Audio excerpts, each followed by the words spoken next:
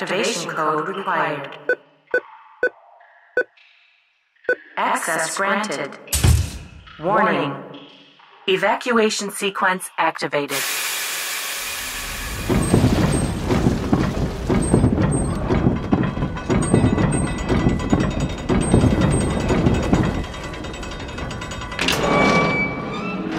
We're back.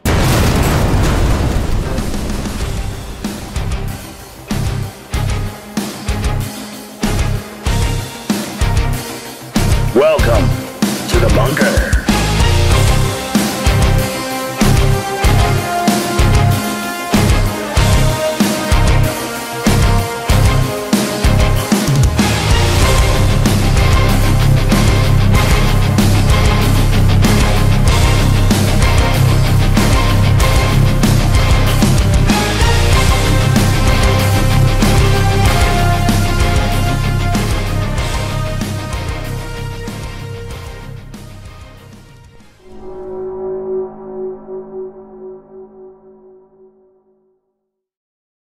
Clip.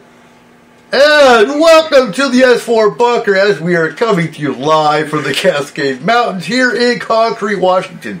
You want to keep talking about fucking for Jesus? No, that's so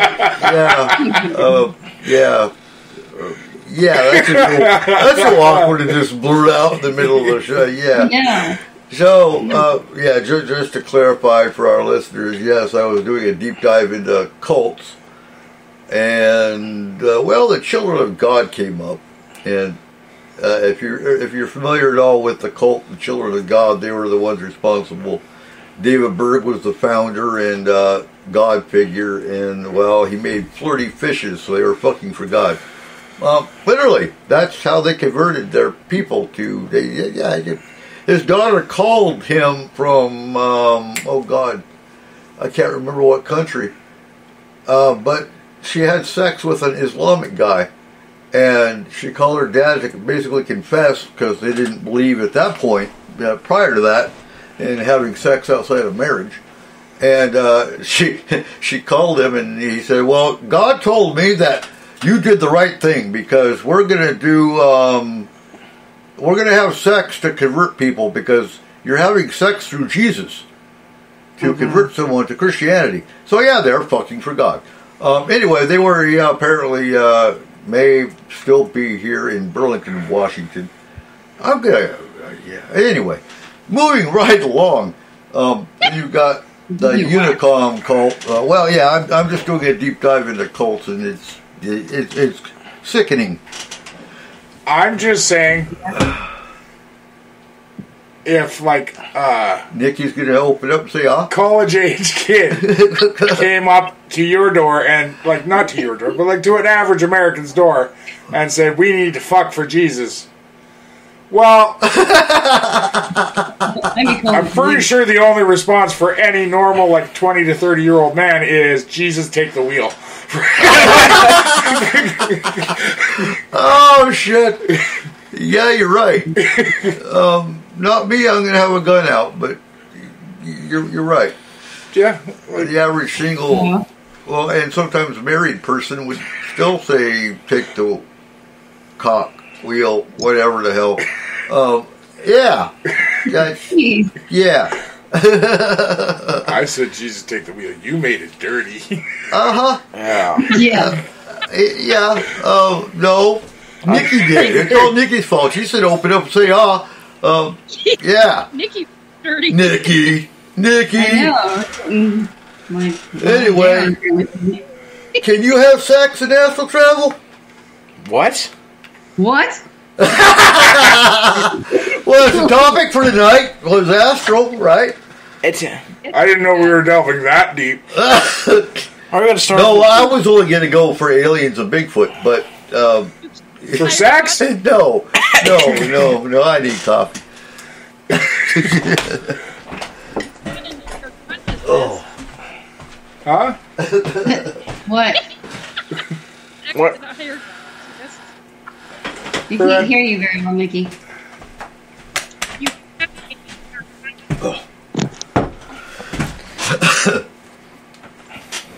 Yeah, it's still kind of breaking up. I don't know. I can see you. really well. Oh, Nikki's waving. Uh-oh. Nikki just went away. Nikki! She is fixing things. Huh? Technical difficulties, she fixing it. Oh, okay. So, we're going to start off. So, Rosella, you're still here, right? Yeah. Mm-hmm. So, what is your interpretation of, and I actually want to do a dive into the difference between remote viewing and astral. Oh, well, remote viewing is, I don't know, that's different to me Oh, because no, you're actually doing it, and that's what you're doing in your mind, but the astral travel is you actually leaving your body, like that is, your body's alive, but you're leaving your body and you are traveling to a different location. Yep. But, like, kind of like doing the voyeuring in a way, remote viewing. Wait. Yeah. You're a voyeur? Well, you know, I mean, Are you a voyeur? I kind Oh of my God. away. You can peek on people, like, you know, in different situations. Like, I always joke around with Nikki, like, I mean, we joked last week we were on the phone. Like, I know when someone's going to, like, you know, okay, my husband's walking to the bathroom at work. So I was always like, okay, don't call him now, because I know that's what he's doing. So that's, like, kind of in a different aspect of going to that location yet in your mind. As long as it's not Nikki going to observe your husband pee in the bathroom. I'm saying that would be awkward. No. That would be awkward. Rosella, that's when you call him and say, hey, you pooping? Yeah, I always call him, like, when he just came back, and he's like, how the hell do you always call me every time I come back to the bathroom? Because he would take a break, like, kind of various points of the day, but I would always know, oh, don't call him now. Like, they would just tell me, like, don't call him now, he's going into the bathroom, or he's walking to the bathroom, or he's getting tea or coffee, whatever. Or I just, like, check on him, like, where he was, just in the building, and just in the mind's eye. So that's kind of different from the astral travel. So I've done a lot of astral traveling that's very interesting, and actually I visited Nikki by accident last week. That was just winking at me on the fucking chat room. What the hell? No, dude. I don't swing that way. Anyway, the chat room. Yeah, the chat room. Jesus winking at me.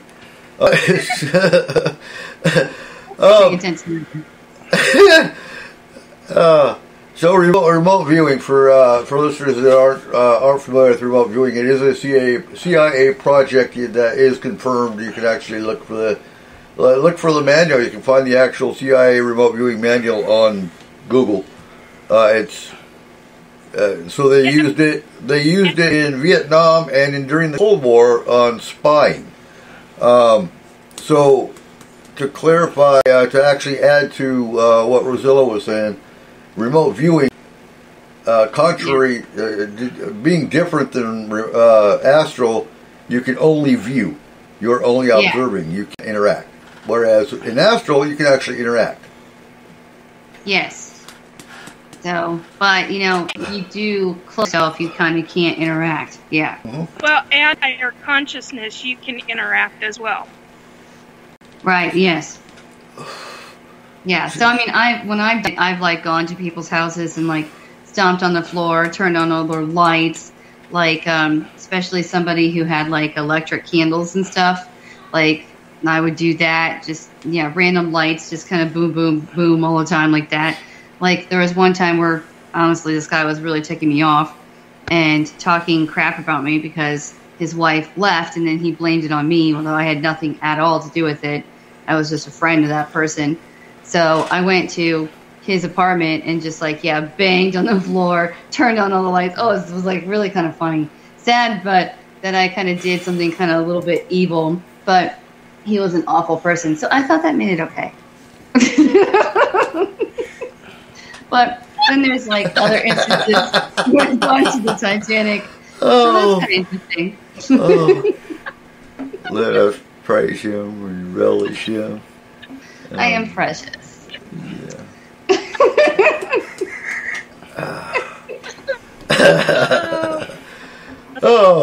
Again, folks, you guys are dirty. I'm just scaring people. The show. But But yeah, there's different things that you can do. Yeah. Yeah. And when Rosella showed up here, she was in the process of having a nap. And Yeah. she wanted my attention for something when she was in Astral, when she was asleep. And I was on my phone, and she literally shut my phone off. I was like, what? I mean, before the phone shut off, I went, who the hell are you, and what the hell do you want? And then I went, oh, I heard you. What the hell are you doing here? Yeah, I just was like, you're not looking at me. You're not looking at me. So, like, yeah, hung up, and then I just was like mad that she wasn't looking at me. I left. I'm like, well, she can't see me. It's taking too long, and apparently I left. See, but I thought I was dreaming, but I actually was like, when I woke up, literally, I woke up 5 minutes later, she texted me, what, was that you? And I'm like, I did it again. That's wrong. Oops, I did it again. Yeah. I mean, sure. Yeah, I do it. I do stuff like that all the time, and I just, I'll think that it's a dream sometimes, and I'll wake up. And I've had, like, a few people say to me, were you, like, in my dream, but you were, like, interacting with me? Or this one person kind of said, like, you came in and you brought somebody kind of with you. And they were telling me to kind of get out of their dream. And I'm like, yeah, you were really in a bad mood or something. I'm just going to poke around your house, because I thought it was, like, really kind of funny because they were interacting with me, but I thought I was dreaming. But then when I woke up, I realized, no, I wasn't. I was not definitely dreaming. Because, yeah, they called me the next day, and they're like, I know what you did. Now stay out of my dreams. Stay out of my house. And I'm like, uh-oh. As long as she didn't add last summer to the end of that, you're good. Yeah. So I kind of picture, so to clarify, anyone can astral with training and, well, experimenting. Anyone can learn how to astral.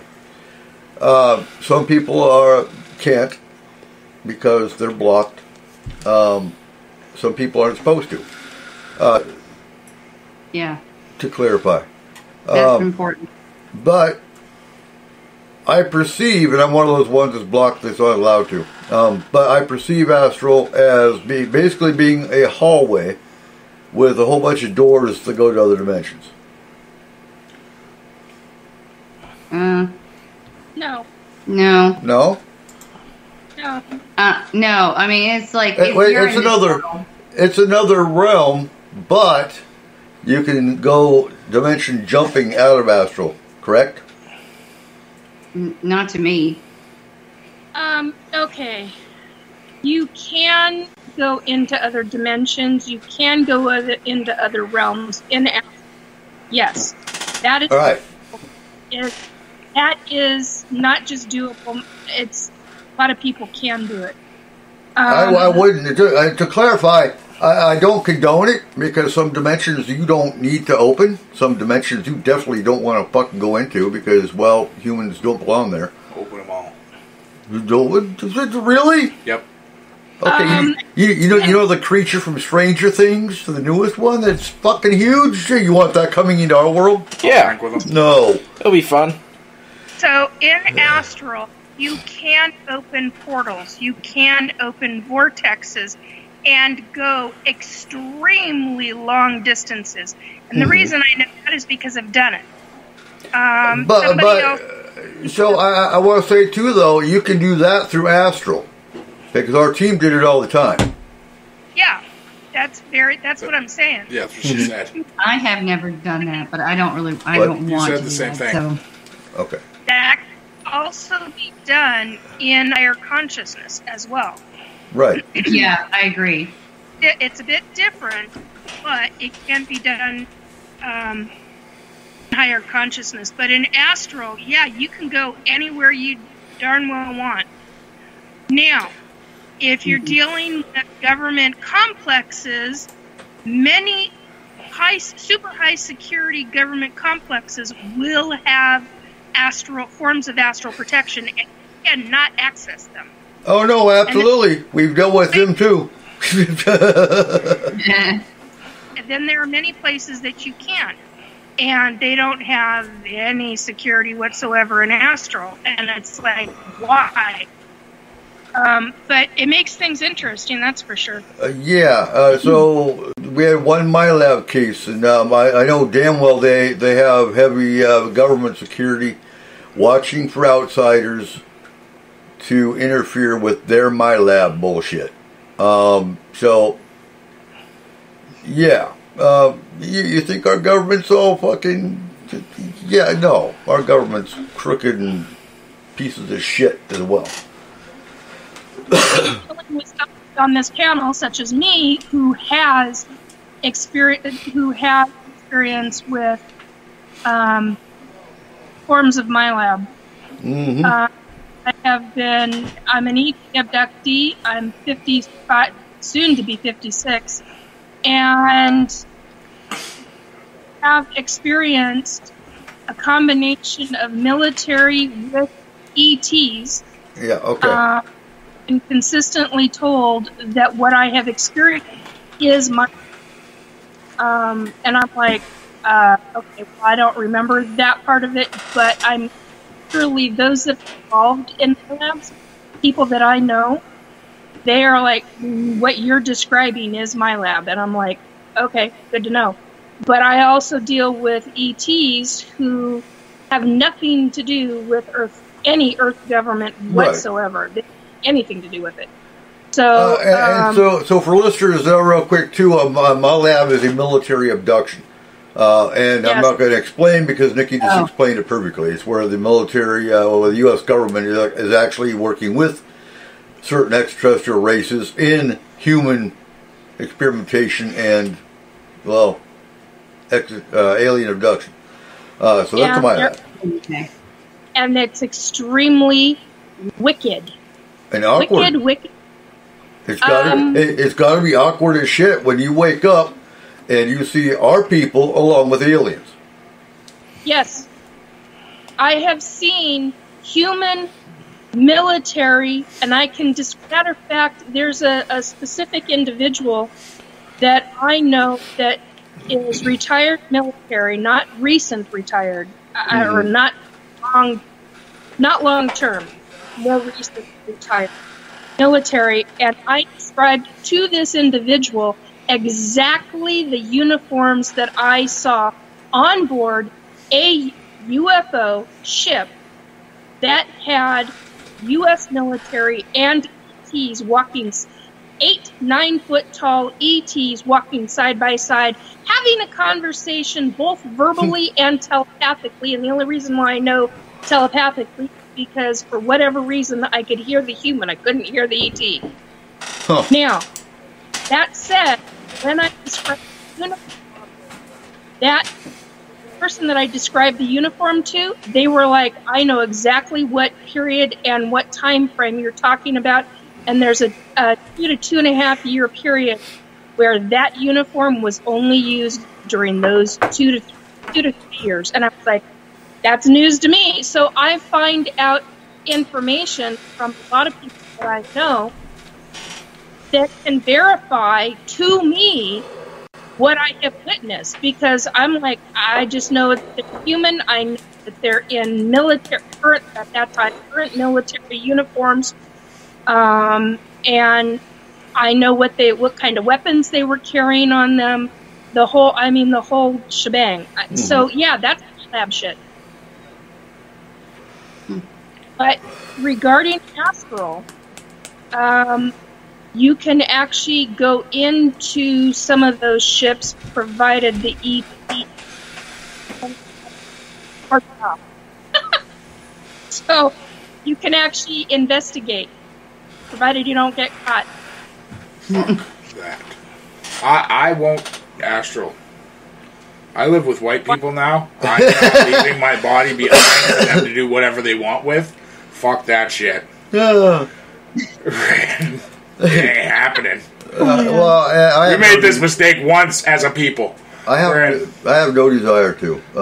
Izzy's asked me if I wanted to, and because she would basically piggyback me with her into the astral, but I was like, no, I'm not. Bullshit. That would be a total ET situation. You'd be in a little basket on her bike. Pretty much. But no, I don't want an astral. I'm not supposed to. A baby Bajorn. A baby Bajorn. Totally. I can see that. Yeah, I can see it too. I have a mission here that keeps me from astraling, so no. I don't know. I really like to go other places like that. I cannot afford, I guess, to travel to, just right now, that kind of thing, because I have kids and things like that. So it's like, okay, I've always wanted to go to this like place. So I've got like museums, a lot of castles, because I love Ireland. A lot of stuff in Italy. Like I said, I've been to the actual Titanic in the ocean, and that was interesting because one time I opened up this chest and all these bubbles actually came up at my face, and then it woke me up.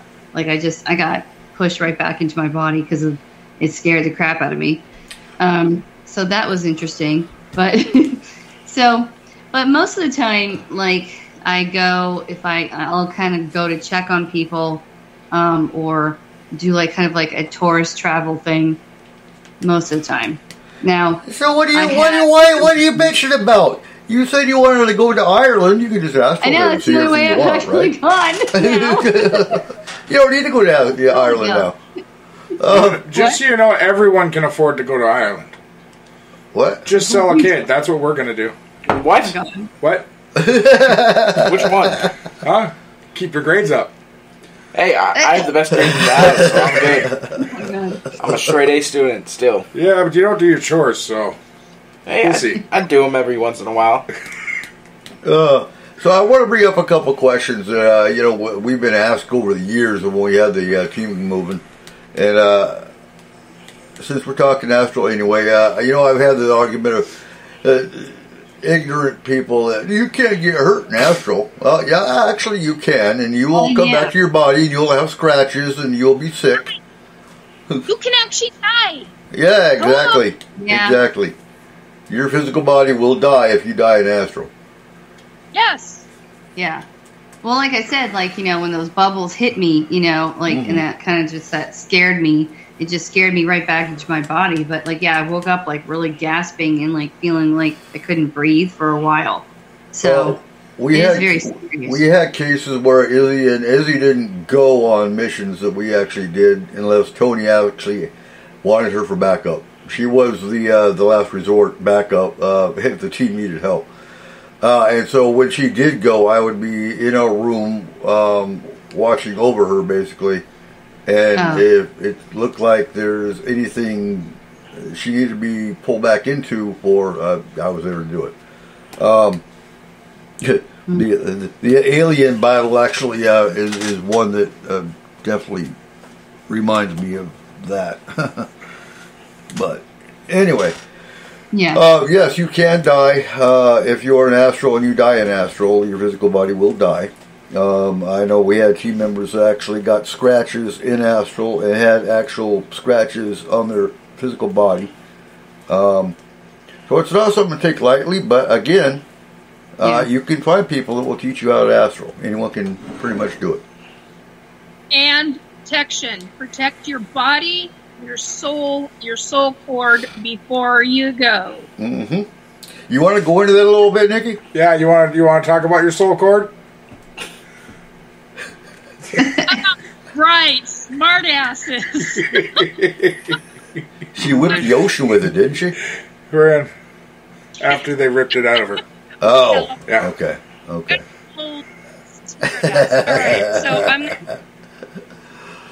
so basically, you need to protect your soul and your body before you go, because when you're not technically an empty vessel when you go, but because you still have your higher consciousness, you have a form of your higher consciousness that goes with you when you go into astral. I don't know if anybody's ever really talked about this on the show before. I don't honestly remember. It's been too long. But basically, you have form of higher consciousness in your body that stays with your body. You have a form of higher consciousness that goes with you when you go into astral. And in that situation, you have a soul cord that comes out of your body when you go into astral, and it stays with you. That's like your lifeline. Some people, I've heard it called soul cord, I've heard it called line, I've heard it called everything under the book. Energy cord. Energy cord, yeah. I mean, basically what happens is that if you, in my first experience, here's an example. My very first experience with going into astral, the fraction of a millisecond that I became afraid, my soul cord yanked me so fast into my body that my body literally bounced on the bed that I was on at the time. Because I came back so fast. Because at the time, you probably panicked. Out in space. Well, I saw something that freaked me out, and I literally, yeah, I did. I panicked, and because of whatever it was that I saw. Now, interestingly enough, I've cut that section off of my memory because I don't want to remember it. But I was way farther than the moon when I was out in space, and when you're out there, when you're out wherever you're at, you are as comfortable as your body is. So that's something to know. Yeah. You're not going to feel heat, you're going to feel cold.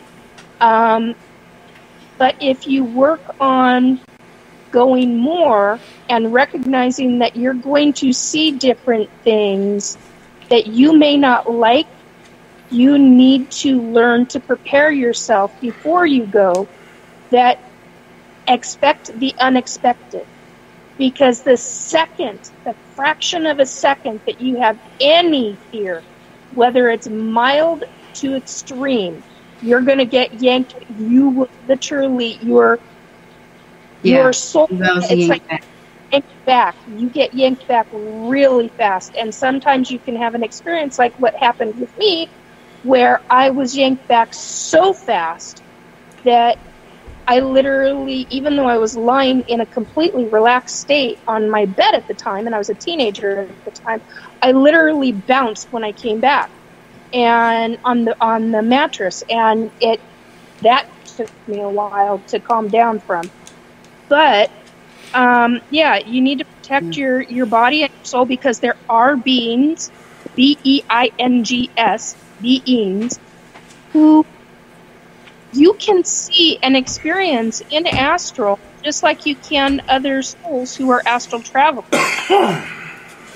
So, question.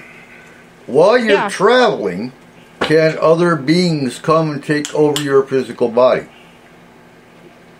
If you don't have it protected, it can happen. It's been known to happen, but it doesn't always happen. Which is why there's a form of why you must protect your body before you go into astral. That's why grounding and shielding are important before you do anything.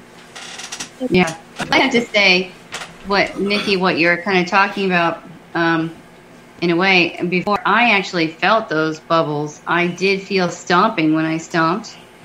Yeah, so I did feel things like I had a body, but knew I wasn't in my body.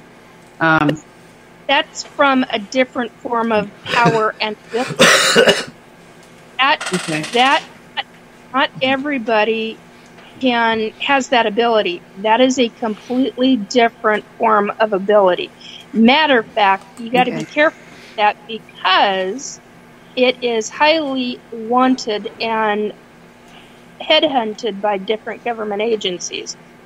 What you can do in astral and in psychic, because what you're doing in Rosella, the dream connection that you do, because that is dream connection. That is what the black ops, psyops. assholes do. Pardon me, but they are. They're assholes.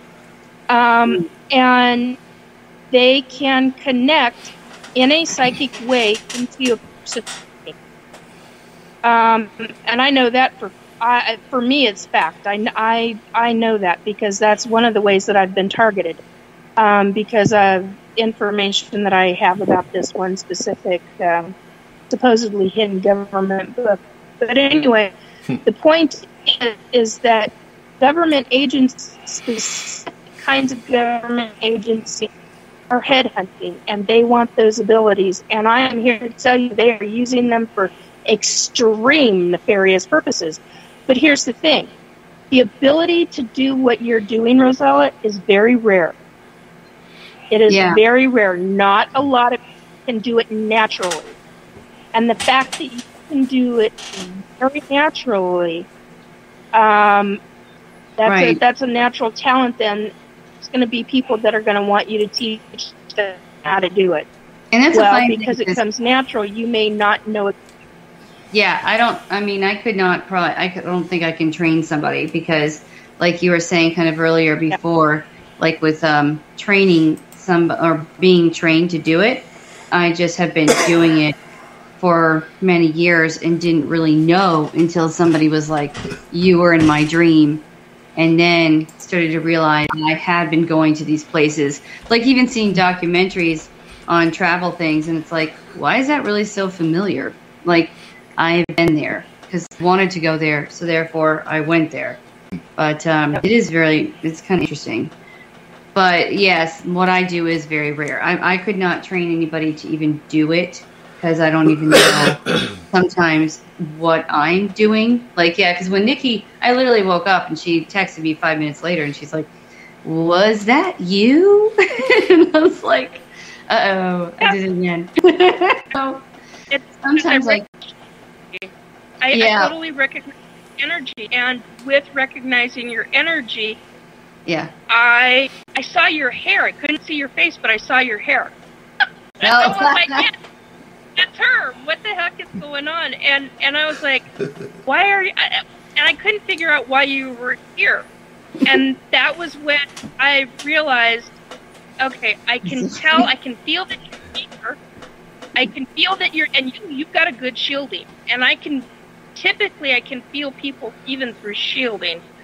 They have to be really, really, really good for me not to feel them in with the shield. But you are really good. But I can still feel you, and I can still sense you, and I could tell that something was up, but I couldn't figure out what it was. And I thought, well, in the next 20 minutes, I'll text her and we'll talk about it. And then I had to touch my phone. I mean, I was looking at something on my phone, reading something, and my hands are like, 10, 12 inches above my phone at the time? Yeah. I'm good with energy, but not quite like that. Regarding technology. Well, I picked it up and then I put it down, is what I remember. And the phone stayed on the table. Oh, okay. And the phone actually stayed on the table, but it completely shut off. It's like somebody had pressed the side button on the side of my phone and literally shut my phone completely off. And I'm like, oh, this is interesting. Now I know it's you because you're the only person I know that can do that. Yeah, I can push turn things on and off and everything. I know it's frustrating because I'm like, why can't she see me? Why can't she see me? But I feel you, and I saw your blonde hair, and I was like, okay. Yeah, when you turn your head, then I knew. I was like, I think she knows that I'm here.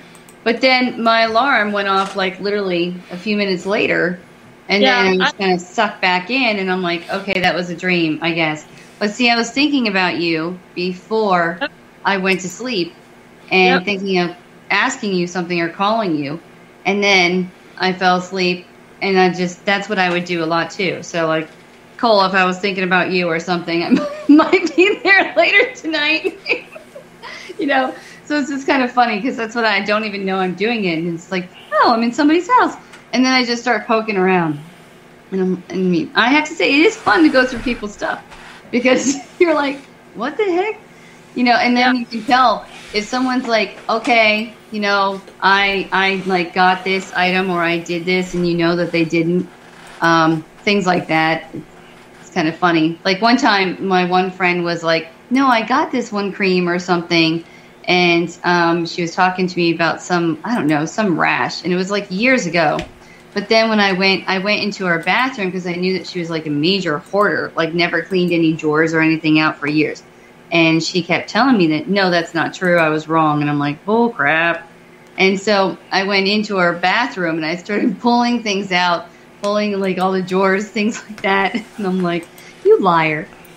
But it's fun. When you leave it in complete disarray and stuff is everywhere, people are like, well, this is paranormal. And I'm like, actually, it's just astro travel. So this is kind of cool. But yeah, but it's a good thing because then you get to kind of check on people in a way too. So yeah, I mean, I've only used it kind of to be like naughty twice, I guess. But no, you're a voyeur. Just admit it. It's funny because it's like, all right, well, one time, I think I told you guys this before, but I was passing these people in my neighborhood. This is like probably 2 years ago. And I'm like, oh, that's a nice new couch you got. And they're like, you've never been in my house. But I was in their house, like, though, because I was doing that in a way. Like, I was like doing that kind of remote viewing. Like, I can walk by a house and I can see your entire house, what it looks like. So when I'm doing readings, too, I'll spook people out all the time because I'm like, you know, this is where, you know, the spirit is right now, and this is where they are. And I'll describe their entire room, what they're in. Like, it could be any room in their house, a bedroom, you know, a living room, a kitchen, wherever. But I'll describe the whole thing to them. And you should see their faces just, like, morph and kind of, like, shock. You know, it's really interesting because it's like, yeah, I can do that. But, yeah. I mean, I would not want to be one of those remote viewers for those alien project things. But when you see those documentaries, when you see those shows about it, I'm like, oh, yeah, I could totally do that.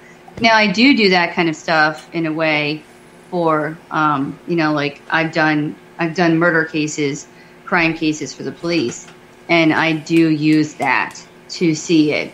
So I can see the past, the present, the future, what happened. But I can find where that person is. Because one time, like this, there's this big Indiana murder, and I knew where the murderer was in Florida, and like who paid him to go kill these people and all this stuff. So that's how I find them. So yeah, it's just which really sucks when you're in that predicament and there's no one to tell because they're going to look at you as the damn. Right. I thought you meant as a murderer. Right.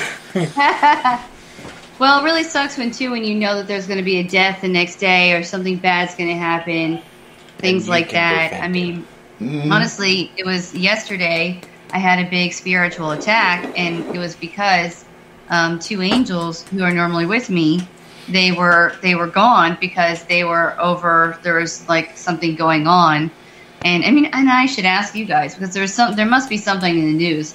It was 2 days. Well, it was yesterday. Yeah, it was yesterday. Toby Keith. It was overseas. I mean, they just said it was overseas. No. It was Toby Keith dying. That's what it was. COVID? He died? Yeah. Yep, that's why your angels left.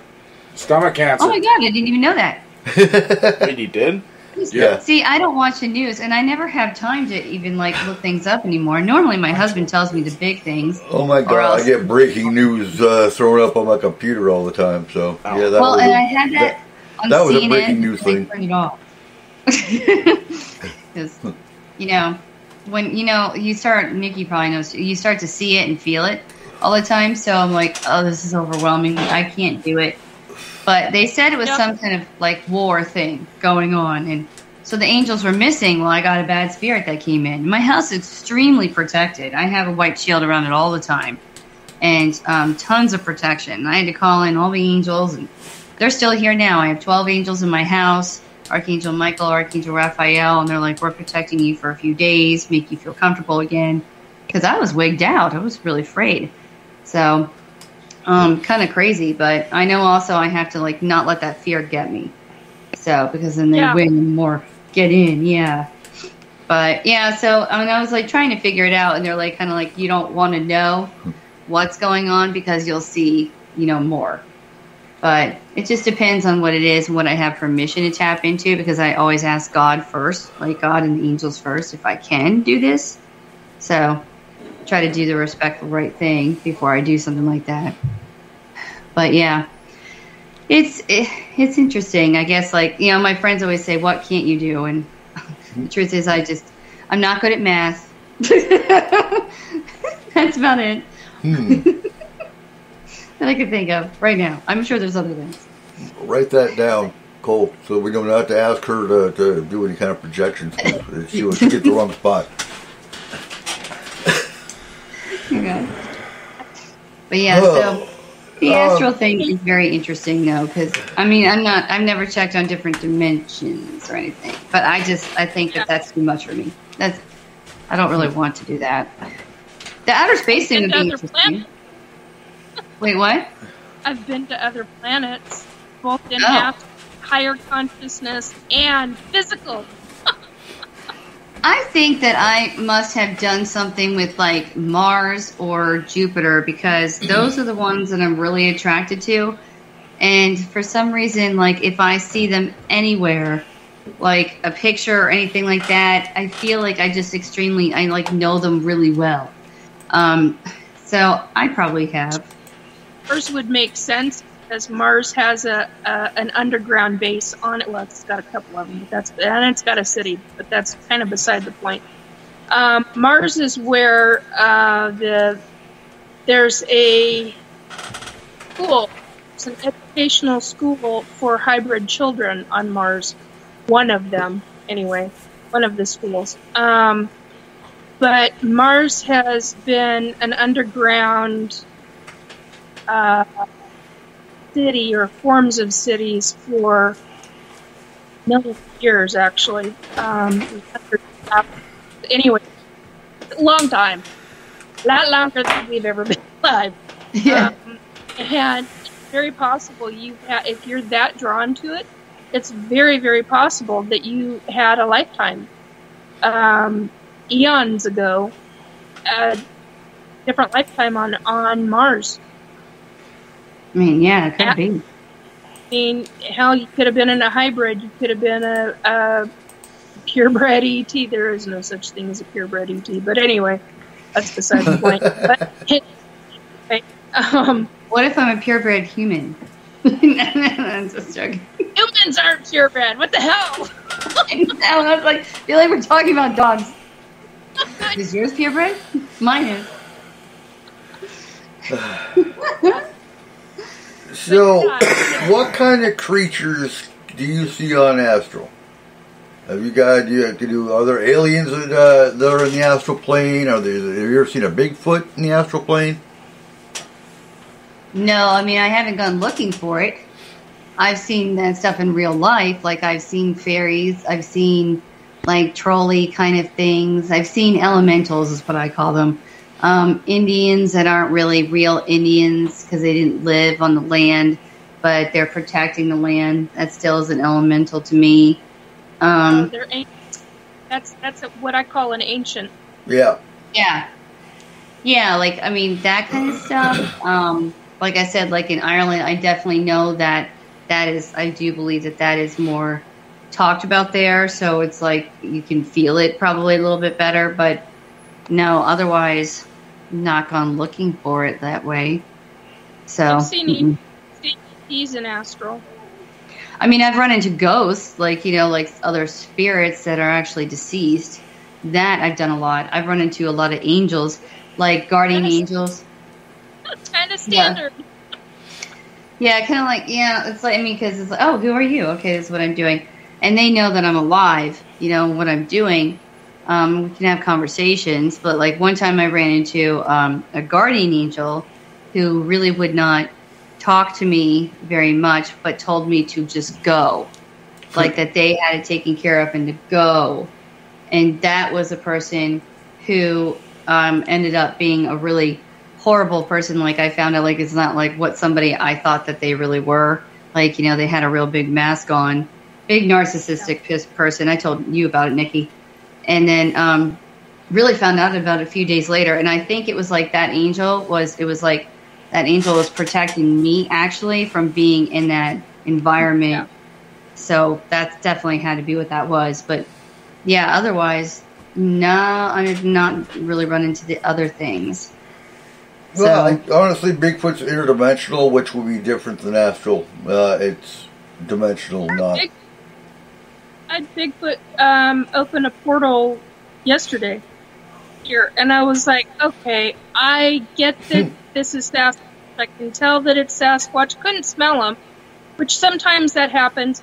And there was a huge but brief gust of wind, and that was how I registered that there was a portal that had been opened in my home. And I'm like, seriously, guys, I don't mind you coming in here, but close your damn portal. It's too freaking cold outside. I don't want that in my house. He came back for more marshmallows, didn't he? Probably.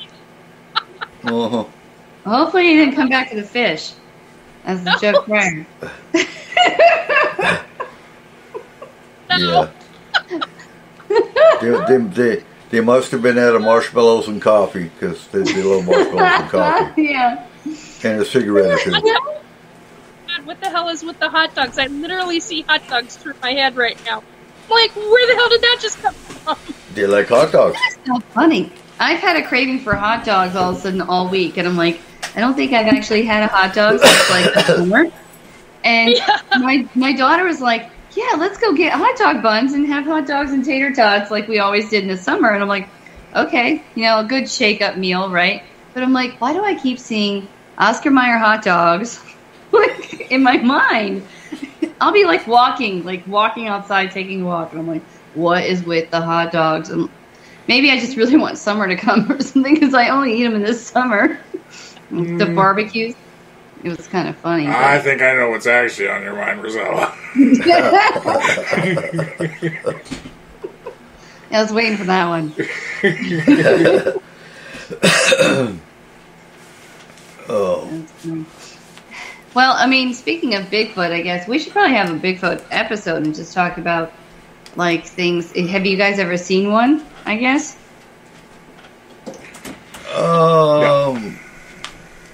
See? I've had no, had tree knocks. Not natural or anything. I've had tree knocks, and I knocked back, and they responded. So I've had knocking interaction with them. I know they're in my backyard. I know they're behind my house. I know they protect my property and they protect my family. I know that for a fact.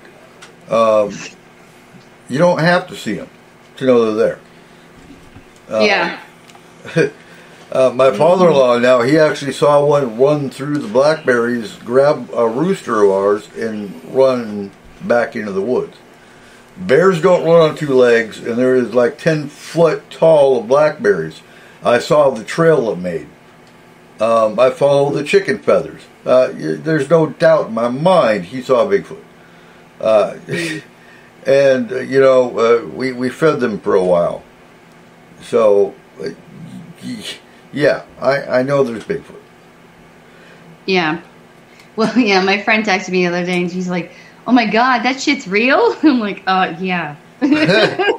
Well, what amazes me, because I'm in several Bigfoot groups, and you still have, I can't believe, there is no scientific proof anywhere of Bigfoot, but you guys still believe in it.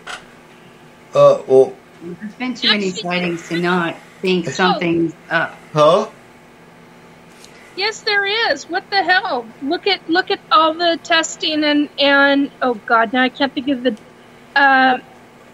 Dr. Oh, what the hell is her name? Well, there's Jeff Meldrum, Professor Meldrum. Yes, Meldrum. But I'm talking about the scientist. I can't think of her name. She's done all this stuff and testing and was able to prove definitively that Sasquatch, I mean, the DNA from Sasquatch, I mean... So here's the problem with that, though. So, you know, and this guy is supposedly somewhere around here because he said, I've been to Mount Baker, and that, I commented and said, look, because he was getting defensive and they were getting defensive, and like, look, if you actually live up here, you're not going out often enough because there's a family on Mount Baker Road. Cumberland Mountain is full of them. We have reported sightings there all the time. You claim you go out looking for them. You're not looking very hard because they're up here. Put up trail camps. Set up a gifting site in the spots that you hear people say they're there. Yeah. You know, I'm now okay. Here's the problem with DNA because the FBI was actually given hair samples and whatnot back in the 70s, and they tested it. What's up? No, go ahead. Go ahead. Okay. I've got a weird thing on my phone. So the FBI actually got hair samples, and they did come back as inconclusive. They came back as not a known species. In order to determine Sasquatch, you have to have multiple samples from different areas, and they all have to come back as undefined species or unknown species. Then you actually have, a baseline to go off of, and then you can actually define the species. But, you know, they claimed they had a Yeti in India, but that came back as, I can't remember what the name of it, there's a bear in India that they said that was the bear. And so this guy's problem is he's too science-minded. So I absolutely believe science. I absolutely believe in scientific method. But sometimes if you base everything just off science, you're not going to get anywhere. Because again, you can have a sample, but if it's an unknown sample, then that you're still going to say, well, it's an unknown sample. You can't prove to me it's Bigfoot. Well, where do you go? Dr. Melba Ketchum. That's who I was trying to Dr. think. Ketchum. Okay. Yeah, that sounds familiar. But here's the problem, Nikki. Because most of these people, they'll say, well, the DNA comes back as an unknown species. And like I was saying, unknown species has to be the baseline. Then once you start getting the same unknown species in other parts of the continent or other parts of the world that match that unknown species, then you can establish something. Have you looked into her genome studies program? I have briefly. She's the one on the Olympic Peninsula, correct? I don't remember where she's at. But look her up and look up, Duke Sullivan did an interview with her, did a 2-part interview that was phenomenal. All right. I highly recommend it. Now, if I can remember the name of Duke's World Radio or World Bigfoot. Anyway, it's on YouTube, and it's Duke Sullivan, and he interviewed her, and she had more current information. Now, that interview was somewhere between 4 to 6 months old now, Okay. and it's worth the time listening to the 2-part series because she talks extensively about the most current updated information. Is it on Dr. Melba Ketchum? Yes. Okay. Yeah. Oh, I got her. She's got her own channel. Yeah, but the interview she did with Duke was really, really good. I'll Duke see if University? Duke? Excuse me? What, Duke, you said? D-U-K-E, Duke Sullivan. Duke Sullivan. Okay. World, but it used to be. Not. See if I can. Recently it titled. Let's see.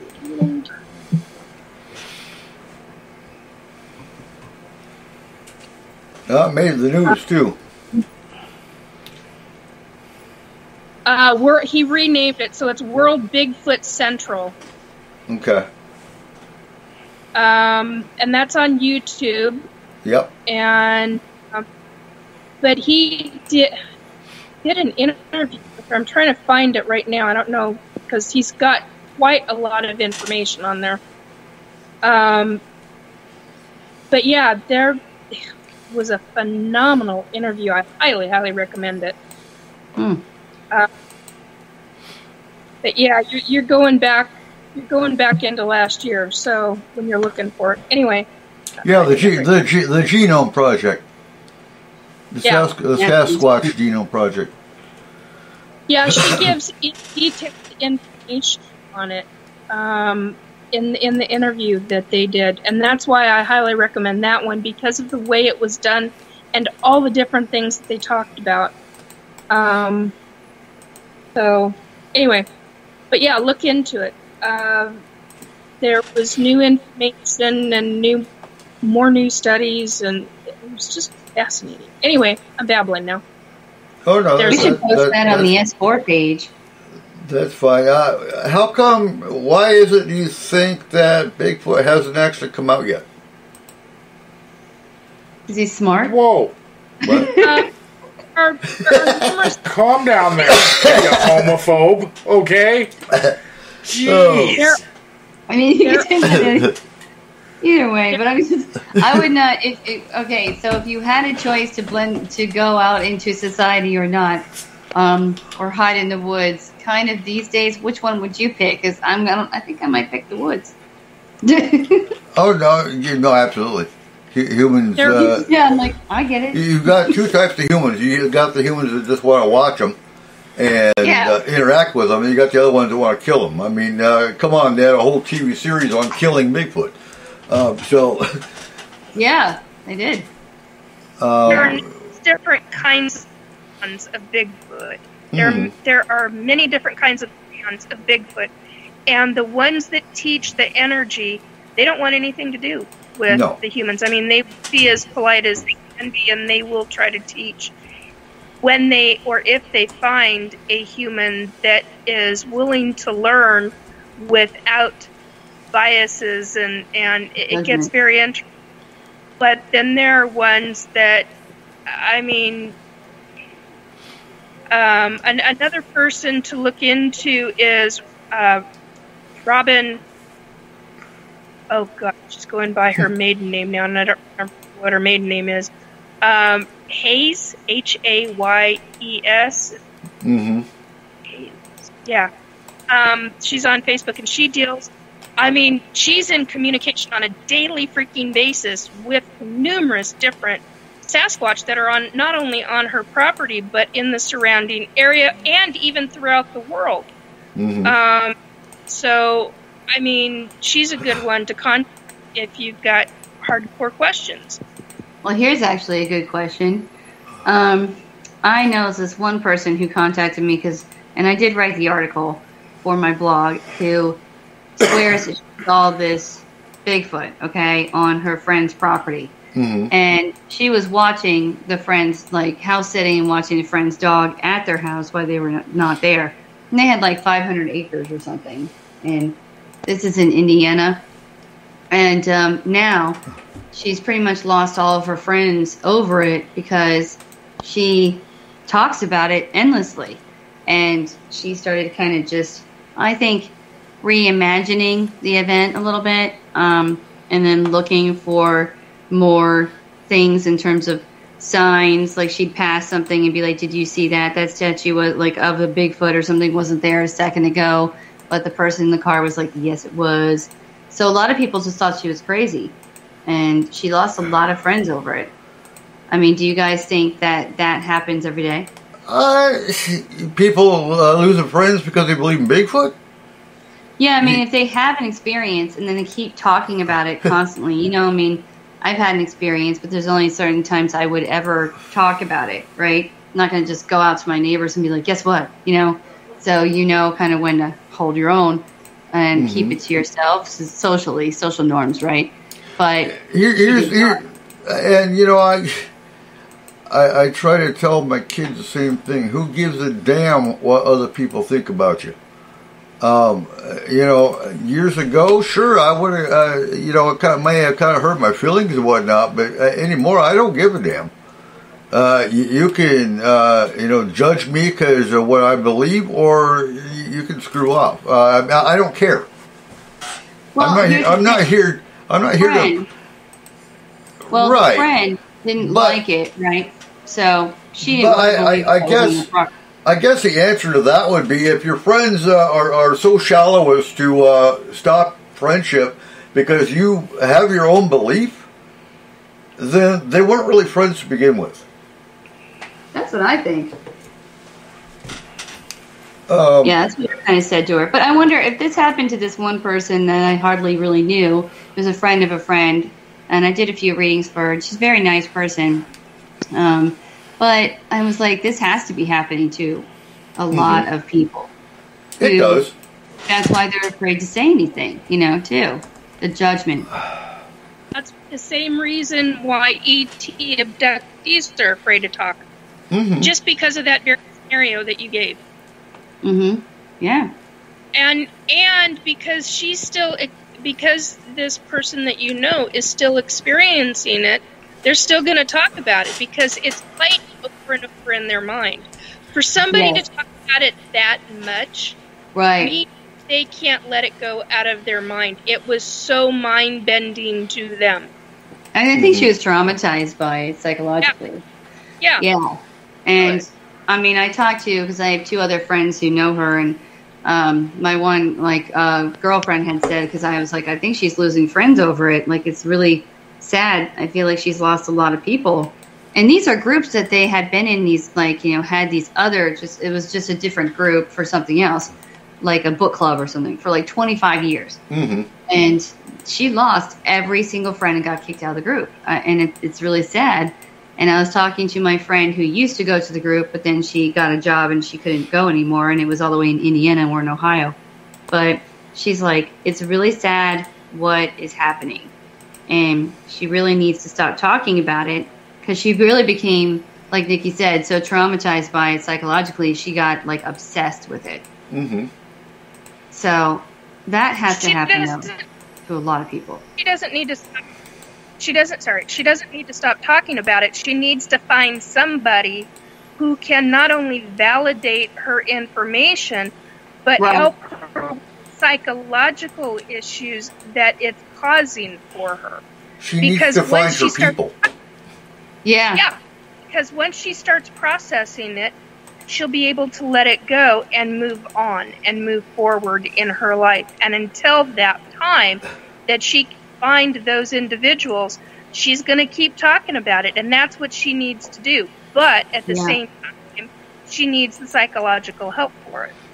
Right, I agree. I mean, though, you got to think about it, though, out there in a huge, vast world, it has to be happening to other people. She's in Indiana? Yeah. I can guarantee, so if you're still in touch with her, I guarantee she can look up Sasquatch Conference and she'll find one near. Yeah. They're everywhere. Yeah. And those are her people. Okay, I'll tell her that. You know what I mean? I don't talk to her that. She moved to Florida now.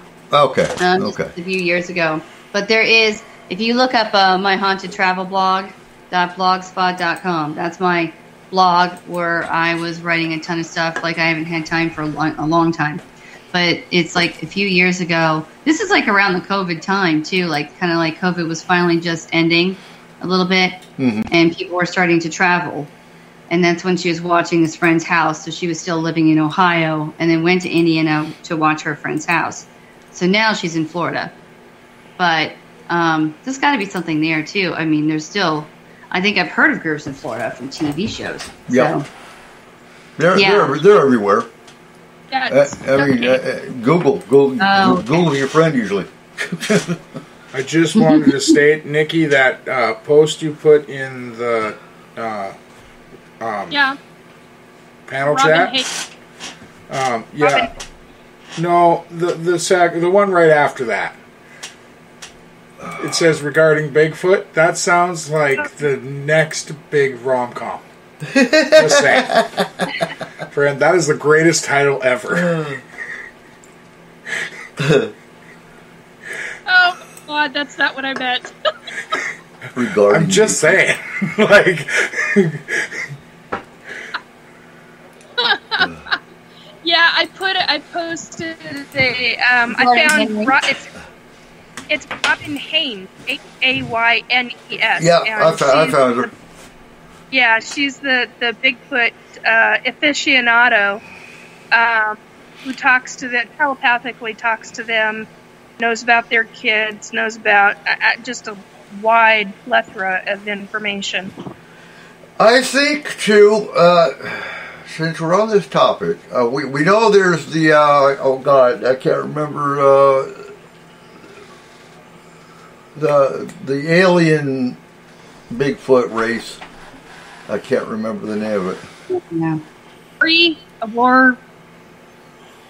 Awara, that's it. Yes, there you Awara. go. So they are all brown, and they are like 5 to 6 foot tall. They are more of a human height, and they are the aggressive race. Yeah. Because I do think they're, I don't think they're the only aggressive race. I think there's another Bigfoot type that is aggressive. Yes. Your common Bigfoot, I say that like it's an everyday thing, but yes, your common Bigfoot, they're actually, they hide. They stay to themselves, and if they know you, then they will show themselves. The aggressive one is the one you hear about, because that's the one everybody posts. Oh my God, I was chased by Bigfoot. Now, the rock throwing is a defensive posture. I'm going to say the rock throwing ones, that's your common one, because the aggressive ones are just going to chase you and rip you to shreds. But I think all of them give you a chance, for the most part. Because you have all the cases where people are hiking through the woods and all of a sudden a rock landed from, or 10, 20 feet from, and it got progressively closer if they didn't listen to it. And you take heed and you turn around and you hightail it out of there, and you're going to live. If you don't, well, take your chances. You're probably going to die. I do think that's the warning. That and the smell. I do think that is I think the smell of Bigfoot is actually, what? You going to tell me I'm wrong? Bigfoot doesn't always smell. No, that's why I say I think it's a warning. I think they have... there's that one that uses Old Spice. I think they have a spray that they can make. It's kind of like a skunk. He does. I saw it. What? You can't deny that. What? Bigfoot uses Old Spice. Then it doesn't smell. Oh, wrong kind of spray, Cole. Wrong kind of spray. The one I'm talking about smells like a wet dog mixed with flesh and garbage. Yeah. No. Okay, so that's when he runs out of Old Spice. Okay. So I think if they really don't like you and they don't want to hurt you, they will spray this god awful smell, and you'll go, "Oh my God, it smells like Bigfoot," and you'll leave. Because I've never smelled it personally, and I was about 30 feet from where there should have been one, but I couldn't see it. Okay, so I'm going to say something different. All right. Because my experience is different regarding that. Mm-hmm. I've experienced where Bigfoot just had a bath in a river, a lake, whatever the heck she took a bath in. Okay. I've experienced that. I've experienced the wet dog hair smell. I've experienced, oh my God, that's garbage. What the hell have you been rolling in? Mm-hmm. Well, come on. That's in your house.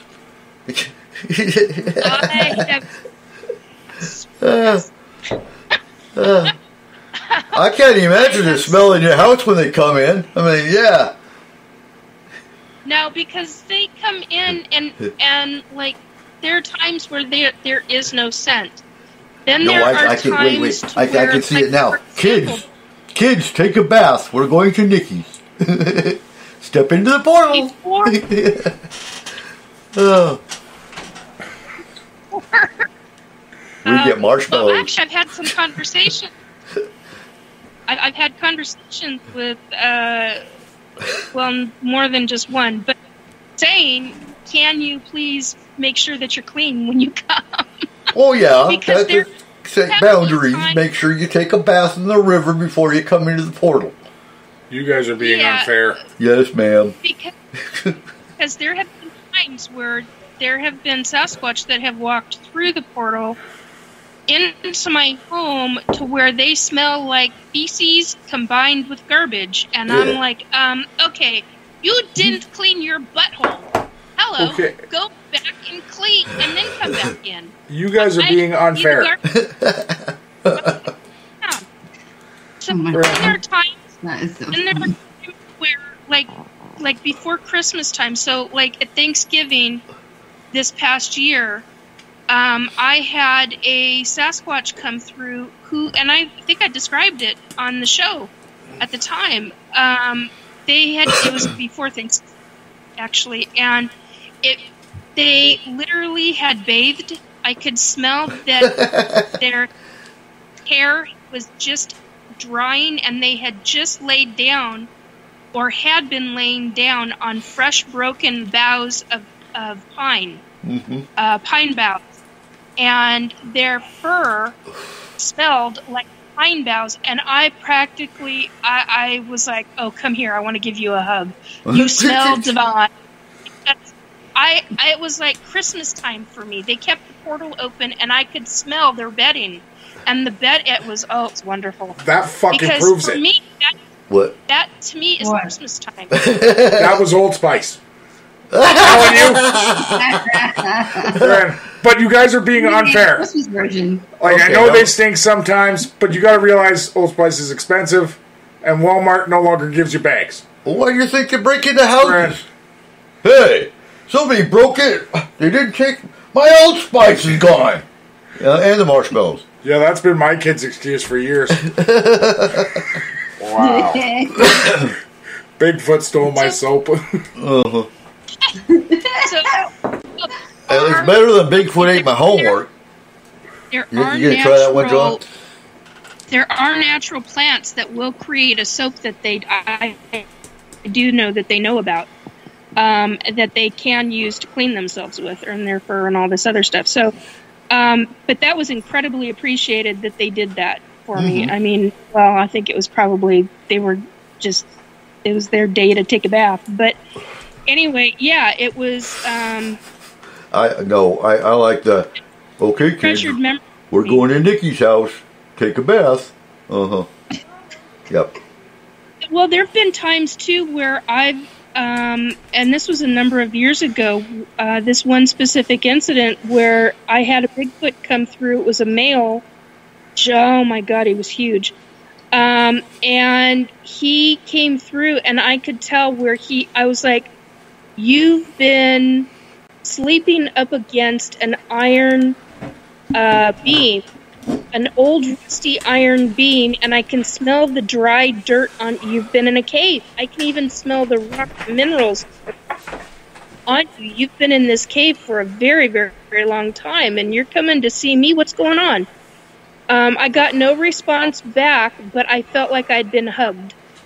And the scent kind of permeated with my aura. I don't know how else to explain that. But he was very nice. He was friendly in the sense of, even though he didn't talk to me, the sensation that I got from him was very loving, caring, and he wanted to check on me. And I think he was the third or fourth down from Mama is what I think. But I never have had confirmation of that. But so you can actually smell wherever they have been sleeping. You can actually smell it on their fur, because their fur picks up their hair. I mean, it's, what do you call it? You call it fur like a dog? Do you call it hair? No, it's hair. I mean, it's hair. I would refer to it as hair. Yeah, because I. You know what? You know what? A lot of investigators overlook is bird nests. Because Yeah. what do birds collect? They collect hair. They collect branches. They collect. So you're going to find, if you're going to find Bigfoot hair, you're going to find it in a bird's nest. Very, highly potential. Mm-hmm. And not only that, you get Sasquatch in trees. They are known to climb trees and go from tree to tree, kind of like a monkey. Right. But they're not really monkey-ish by any stretch of the imagination. No. So, I've never come across a Sasquatch in astral. That was one of the questions earlier.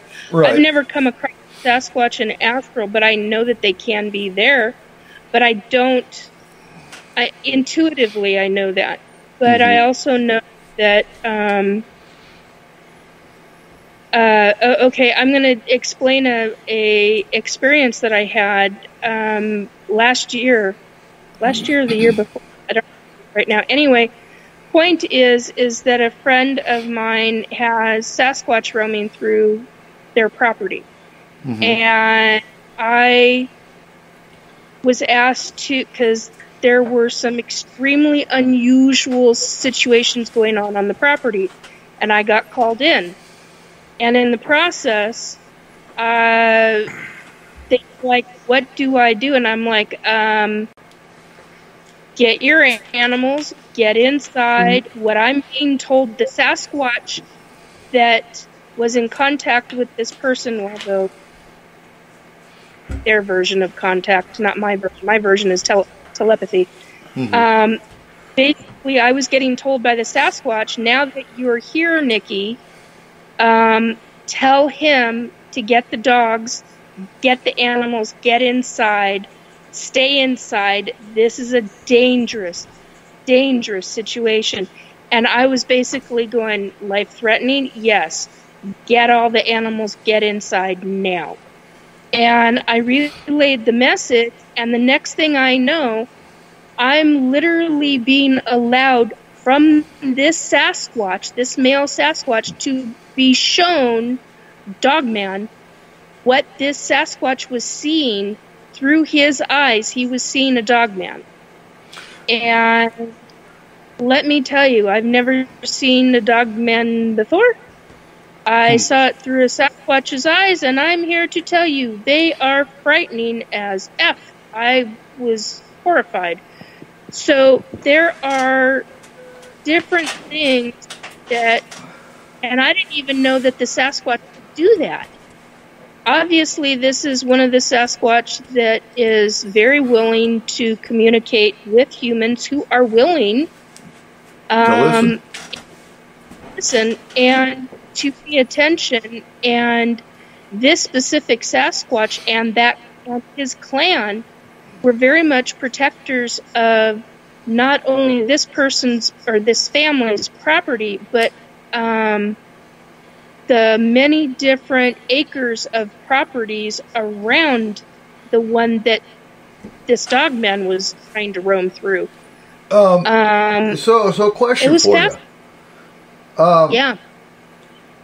What's the relationship that you could sense? I don't know if you know, but what was the sense you could feel the relationship is between Bigfoot and Dogman? They can't stand each other. Have they ever fought? Yes. Okay, so this is one of the things that I asked was how dangerous and how do you know? Right. And this is what I asked of the Sasquatch, and he's like, I can't remember how he phrased it, but essentially there have been fights before between, and he called the Dogman clan, and I went, oh, not a tribe, but a clan, and that caught me off guard. I don't know why it caught me off guard, but it did, and it freaked me out because I'd never once thought of Dogman having a clan. Sasquatch, yes, because to me that's normal and natural, but not regarding Dogman, and that was new information to me. It also,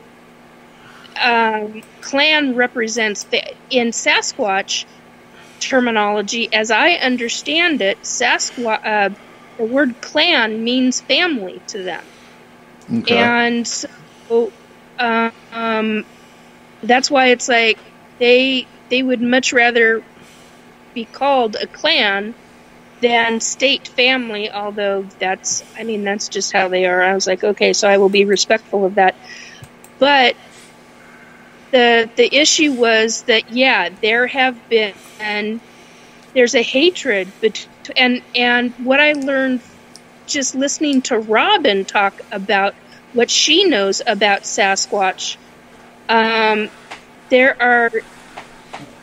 she's been told, now this is according to her, and you get it from her, but basically, as I understand it, there are many different kinds of dogman, just like there are Sasquatch, and there are good, bad, and indifferent dogmen, just as there are with Sasquatch. And I'm like, holy crap.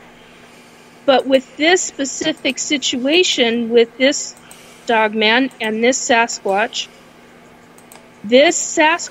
was basically on patrol. And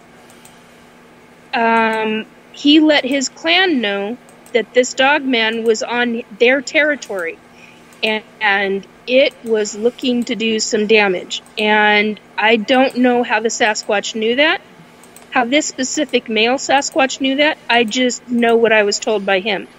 And he was almost panicked because there was like an energy about him regarding panicking and this Sasquatch too close to where he shouldn't have been. And that led me into questions that never got answered. I got tuned out, and I know I got tuned out by the Sasquatch. He was like, he just kept telling me to watch.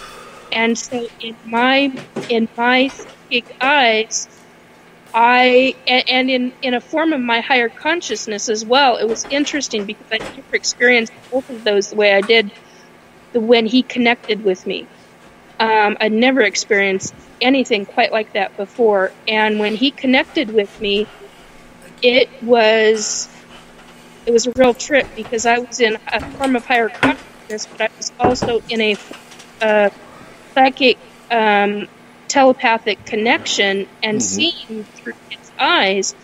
And as I was seeing through his eyes, I was seeing through his ESP experience abilities. He allowed me to feel all of his abilities. I kind of freaked out over that, but he calmed me down and he was like, just feel. Go with it. Yeah. That's what he like, feel and observe. And so I did, and walking away from that situation just was a huge mind bender to me. But yeah, this specific group of dogmen that this one dogman came from was not liked by this Sasquatch clan by any stretch of the imagination. They were like mortal enemies. So I want to clarify too, because I know this question will come up with listeners. Are werewolves and dogman the same? I would have to say a werewolf. There is no human element with dogman. It's his own species, correct? Based on what I understand, they're their own species. Yeah. Now, depending on who you talk to, you're going to hear some people talk about that dogman was created by military, some form of Earth military. You're going to hear that dogman was ET created and left as a part of the zoo. A pet. Okay. A pet of one of the ET races. I've got to say it. I haven't done a whole. We don't have a whole lot of dogman encounters in the Pac Northwest that I'm aware of. It's mostly Midwest. It's mostly in the southern Midwest states. But to me, on the East Coast, you've got stuff over on the East Coast as well. Right. Well, you have Mothman encounters today still in New York and Chicago. I'm not sure how far back Dogman goes. To me, it's relatively new in the last 10, 15 years. I have not had much of those encounters. No. Right. And again, I'm new to the Dogman scene. I knew about Bigfoot in the 70s and 80s and 90s. I was indifferent. I didn't care until 2017. I can't remember what year now. I think it was 2016, 2017 when I had my first encounter. Having your first encounter kind of changes your perspective. Yeah. And that's when I kind of got excited. Like, oh, cool, we got Bigfoot here. Because, well, I've had people tell me everything from, are you sure it wasn't a woodpecker? Oh, no, I've heard woodpeckers. There's a big difference between a Bigfoot knock and a woodpecker. So when you have that encounter and you actually start seeing tracks and things like that, that kind of changes your interest. I went from being ghosts and hauntings and whatnot, and of course the UFOs I've been into since '94 with the abduction scene. So yeah, then I just kind of threw Bigfoot into the mix. But Dogman I never really heard about, other than, like I said, the last 10, 15 years. So is it older than that? I'm sure. There's stories that go back. But again, are the oldest stories werewolf or are the oldest stories Dogman? Nobody's really going to have a definitive answer on that, I don't think. Unless they actually came up with the Dogman body and found out it was human DNA, then okay, there's a piece to your werewolf theory. But sorry. No, go ahead. Well, then there are issues where you've got discussions of skinwalkers looking like Dogman. Okay, Skinwalker's a whole other animal. It's not even an animal. Skinwalker's a completely different creature that can actually shift into anything. Not just Dogman. It's a shapeshifter. It's a shapeshifter. However, my point is that you've got those beings also looking like Dogman. So what are people actually seeing? Are they seeing a Dogman, or are they seeing a chimera shapeshifter that's a skinwalker or something like it?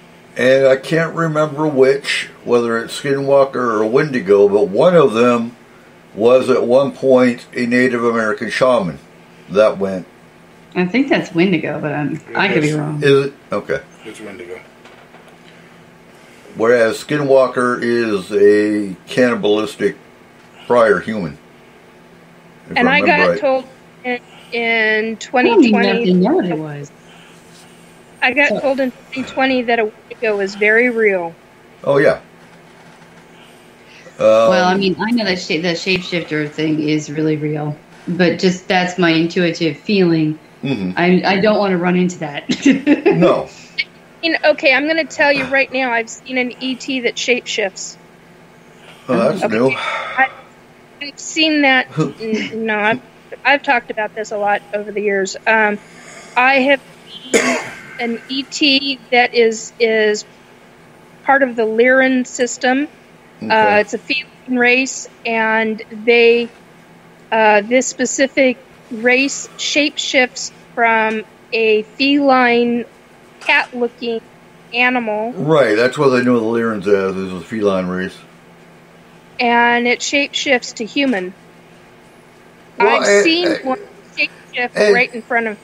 And that makes sense in the regard that the Lyrans, I believe, are one of the more neutral, friendly races. I said friendly, neutral. They're not neutral, but yeah, they are friendly in many levels. And if that was the case, they wouldn't want to freak out a human that wasn't used to their presence by showing up as a cat. Oh, wait, there's a Joe. Oh, my God, it's not a cougar. I'm running in the house. A cat that walks on two legs. Right. And look at Bastet. Yeah. It makes you wonder if the Lyrans contacted the Egyptians at one point. Well, the Egyptians had a lot of different races going on there. Yeah. But it makes you wonder if that's where the image of Bastet came from. Yeah. If there wasn't if there wasn't a connection there, at least. I've met Isis and I've met Bastet. Very nice. Both of them. Boy. In goddess form or in alien form? That's a good question. Isis in goddess form, Bastet in... It wasn't goddess form. It would definitely be ET form. Because I don't think they're interchangeable, because I think a goddess is a goddess, alien is an alien. But some of the goddesses may have had extraterrestrial sides to them, as in Bastet. Very nice. Both of them were very nice. Isis? Yeah. At least to me, they were. She was.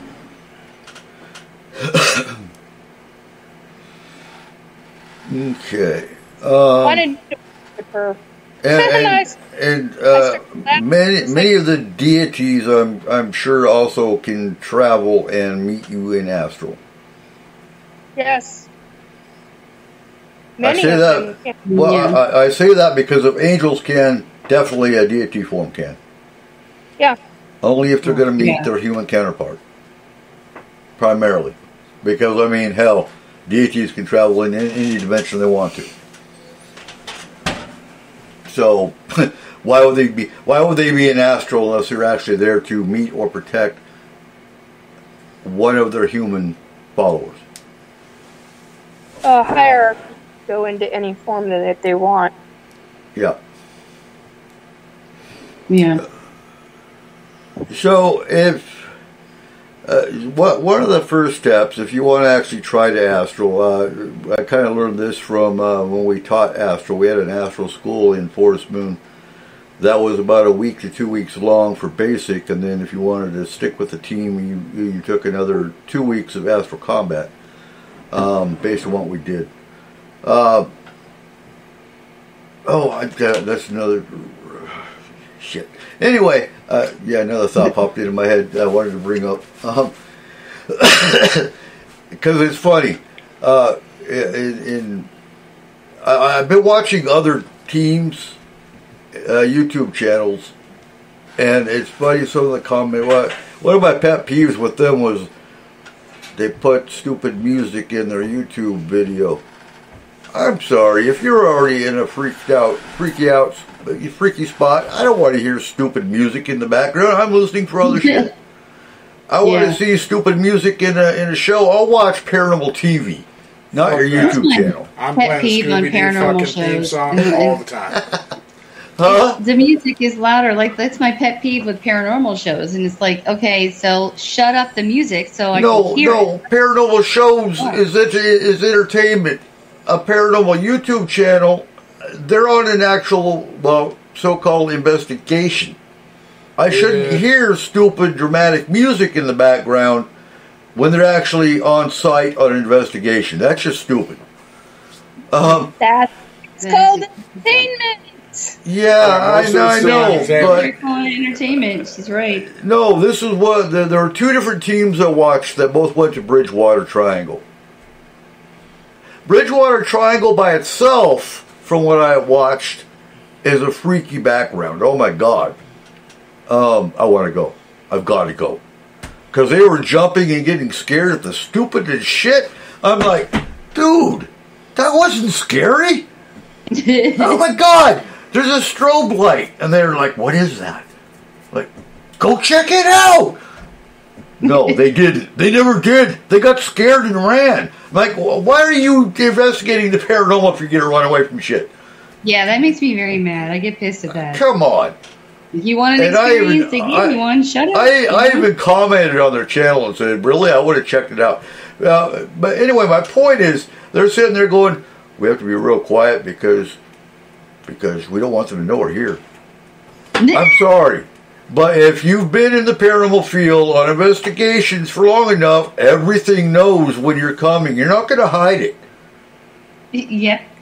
They know you before you even come. That's why my house has top security, because we still have to watch out for shit that might be looking for us from the 12 years of active emergency response we did. So I'm sitting here laughing. You guys are newbies. You are. Even if you've been in this field for over 10 years and you're still acting like this, you're still newbies. Because you should know by now, they all know you're around and you're coming for them if you're coming to that site. I actually just posted like a funny meme too on my Rosella page. Like, this is what a ghost is doing while you're listening, like while they're kind of listening to the tour guide. Right. And I'm like, you know how many times I've seen that? Where I've been on these like, historic tours and the tour guide's like saying all this crap and I'm like, well, that's wrong. No, it was this year. No, that's wrong. And they're like, how do you know this? Well, I'm a medium. They're sitting right there and they don't like you, actually. And I did comment on one team. I said, you know what? I hate watching paranormal teams investigate, but you are one of the more impressive that I've actually watched. That's funny. But I've got to go. My everyday life. I've got to go to this triangle. It's gonna be fun. Anyway, what? I'm going on my own. I told Izzy's going to, but I told Izzy this might be our last one because we're probably going to die in this place. Sometimes I don't know when to say no. But yeah, that's why you're on your goddamn own. Yeah. You're a chicken shit. I'm okay with that. I'm a live chicken shit, motherfucker. I'd have to say I've only ran twice. Once when I saw a demon walk through the wall, which is the first time I saw a demon, and that was pretty bad. Mm-hmm. And then spent the next hour or half an hour with the people who I was with, gathering them all up and getting rid of it.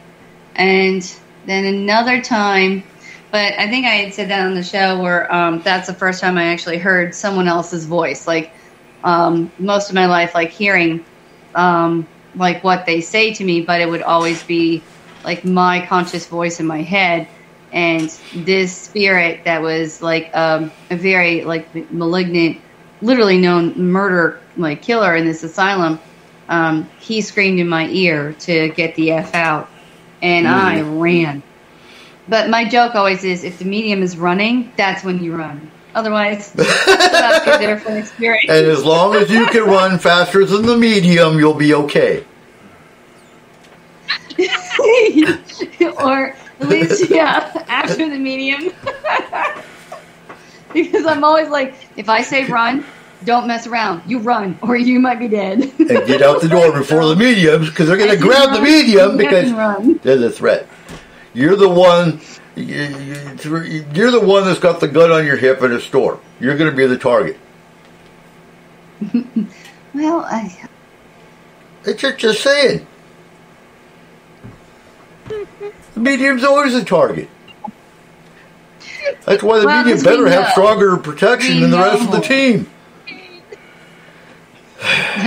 Well, I remember when I was taking Misty out, basically literally running her over because I forgot she was there when I heard this haunted doll talking to me, and I guess I was saying things oh shit, oh no, oh no, oh my god, and then I was when the medium starts saying oh shit, you better start running so you beat the medium out the door. And she was what? And I didn't notice that she was climbing up my arm in fear. But when I was backing up, all I heard was from behind me in this closet was do you really want to go near the closet? You know the dark man's in the closet. And I'm oh shit. And then I just looked over her. I said, run. So that brings up an awesome question for you guys. Why is it always the closet? Why is it always what? Why is it always the closet? What is so freaking... Dwelling. Huh? It's a dwelling. Attic, basement, closet, dwelling, garage. No, I get that. I understand that. That's why you never, ever do any house repair around the closet, because you piss shit off. But why? Why is the closet always the doorway to the other realm? I mean, yeah, it has actually been in most of my homes, but this one. I literally listened. So go on YouTube. Go on YouTube and watch. There's punch in. Cop of 13 years breaks his paranormal silence, and listen to that story. Well, actually, there's like one time I went to this. Actually, twice it's happened to me where I've seen a portal, and because I knew they had ghostly activity, especially like certain times in the middle of the night, like 1 o'clock in the morning and things. And they had me in their house, and I just went right to it, and it was always a closet. So, kind of interesting. That's my.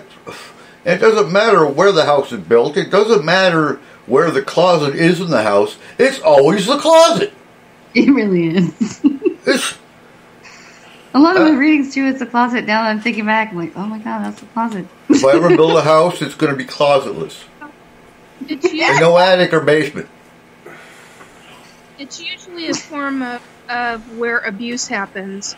Some form of abuse, because it is an enclosed environment. I don't know, I think it's just a dwelling, like a hiding spot. That's what they've always told me. Like, they will not, because we don't use them that much. It's like our garages. If we use them, they're not going to use that. But like attics that you never use, spots in your basement, storage places, and deep closets that you just store stuff in and never really go. That's where you usually find them. Is it bad when you watch scary shit and you laugh?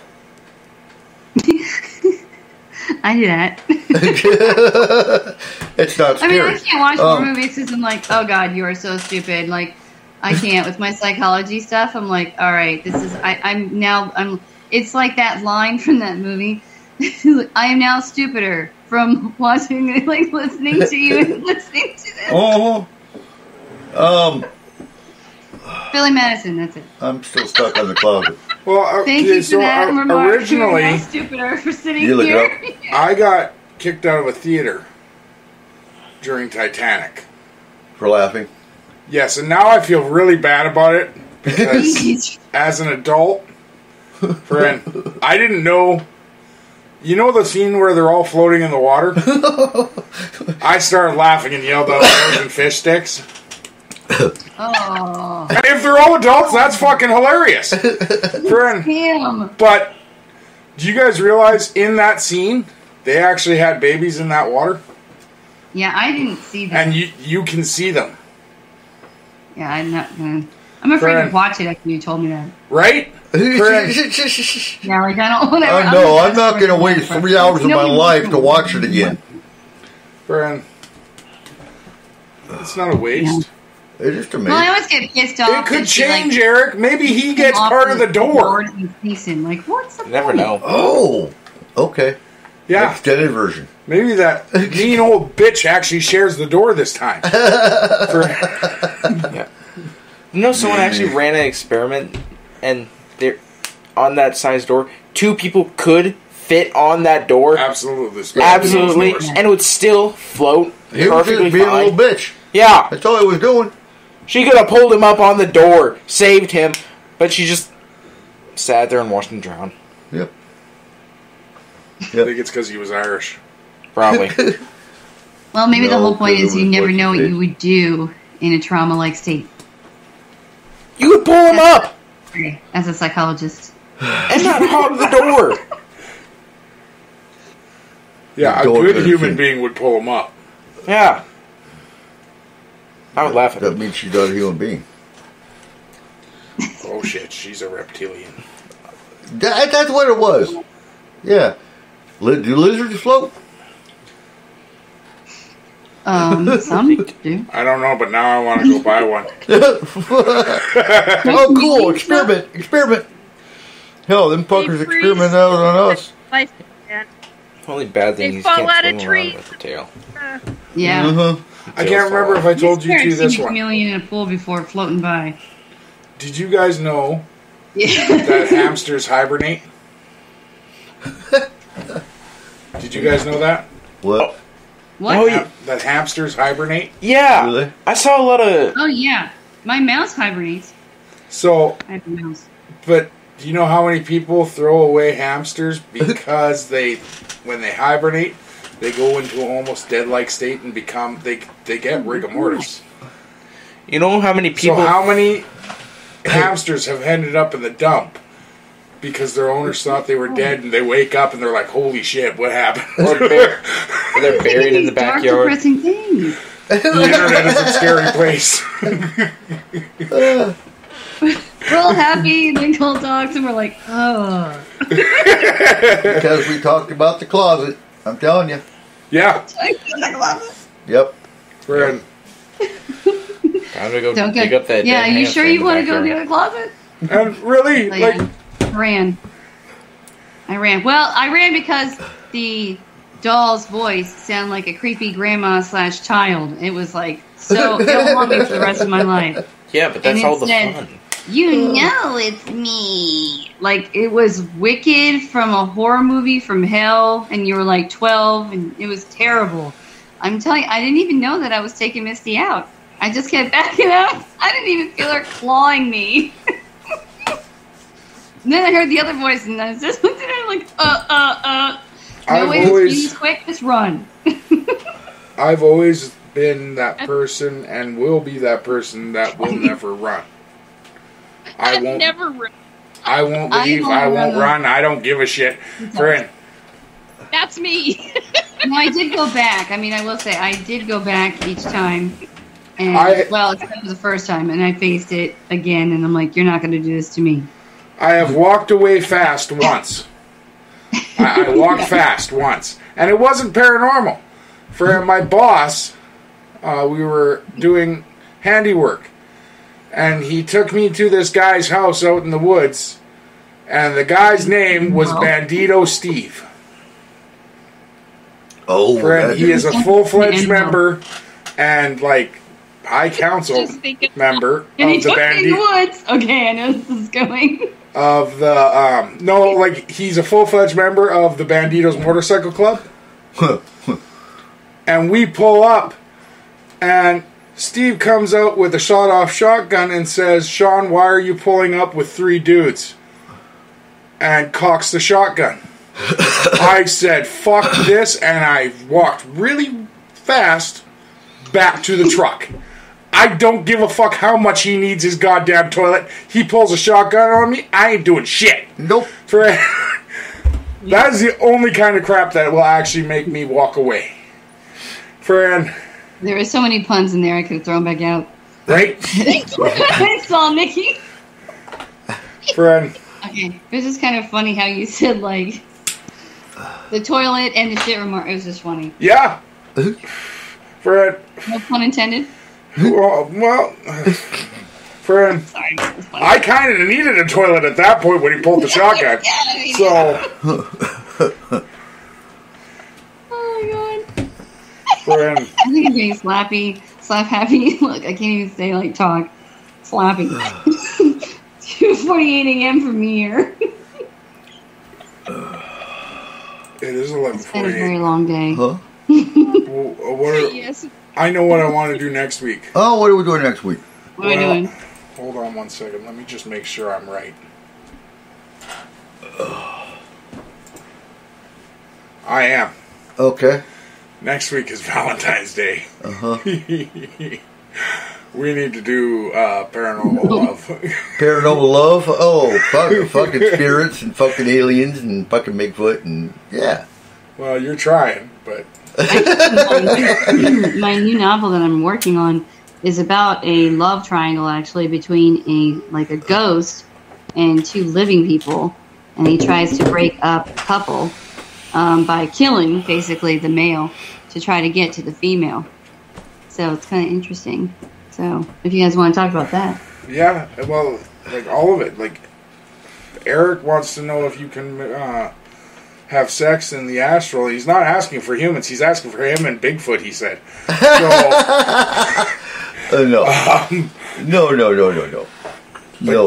No. Izzy might get upset, but... Yeah. You know. No. Fred. No.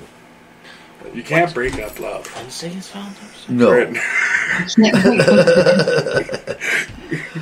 No. I don't know. It's an interesting question. Like, I would say, I don't know about astral, but I would say that we all know the famous Dracula scene with Winona Ryder. That is possible. I think that's more of like a spiritual form. So, not astral. So if you do a sample on ectoplasm, it's going to come back as sperm?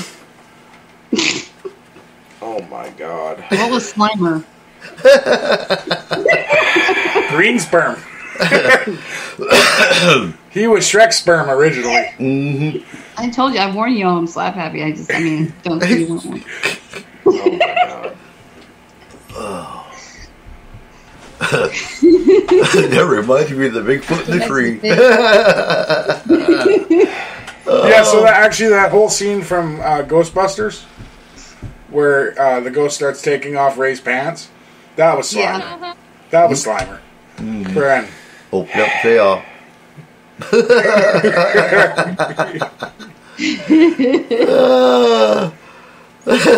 That's funny. Oh, God. All right, so paranormal love. Yeah. You got to find a story on Reddit for us. I can do that. All right. Oh man. We got to kick off There's the a lot Reddit. of paranormal, like they call them, like paranormal romances. I think, para romances. I think, but which I guess I'm writing one to some people's standards. I more think it's a thriller. No, but those are usually, oh my God, the vampire falls in love with the sparkly vampire, falls in love with the werewolf. Come on. What about the werewolf Actually, falling they in love with the hated each unicorn? Oh, is that what it was? Yeah. What? They hated each other. Oh, okay. Nobody really Right. wrote that story. Blood and Chocolate. I should just get on board with writing that one. Blood and Chocolate's a good movie. Look it up. No. No. Because, you know what? Friend, the last time someone said that to me, it was The Shape of Water, and that person go fuck themselves. Friend, I don't care. Better than 50 Shades of Grey. Friend, Yeah. that was at least normal. And yeah, I'm calling that normal compared to The Shape of Water. Yeah, Oh, God. Like, As I'm looking at the freaking image on the chat room here. Uh-huh. friend, I walked into my mother-in-law's living room in the middle of that movie because Kayla, her sisters, and her mom were all watching it, and me and Candace walk in, and there is a guy on top of an alien. We're like, what the fuck is going on here? Like, what are you girls watching? It was The Shape of Water. And yeah. They were shaping something. Yeah. Oh, you saw it too? Unfortunately. Later when he was alone. Uh-huh. Don't lie. Ghost? The movie Ghost with, God, now I can't think of her name. Demi Patrick something. Swayze. Huh? Yeah, Demi Moore. that's like really dirty scenes. I mean, of course he's living then, but still, Nah, he there's could've already been innuendos. You never know. Yeah. Friend. Being necrophilia. He was dead. Chuck Norris just didn't tell him yet. Oh. Yeah, I went there. Oh my God. It's been a rough week, guys. It has actually, yes. Yes. Kinda A long. lot of Yeah. people I know.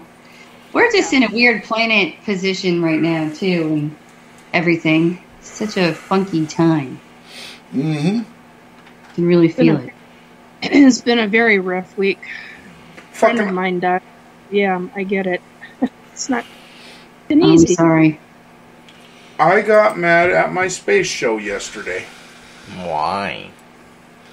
Those fuckers actually think they can tell whether there was enough dust 4 billion years ago to create a planet on the outside of our solar system. Fucking retards. Like, They might have been. I don't know. They're scientists.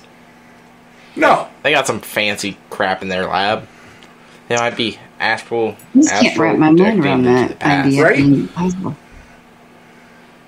Like it boggles me how they think they can absolutely know this shit for a fact.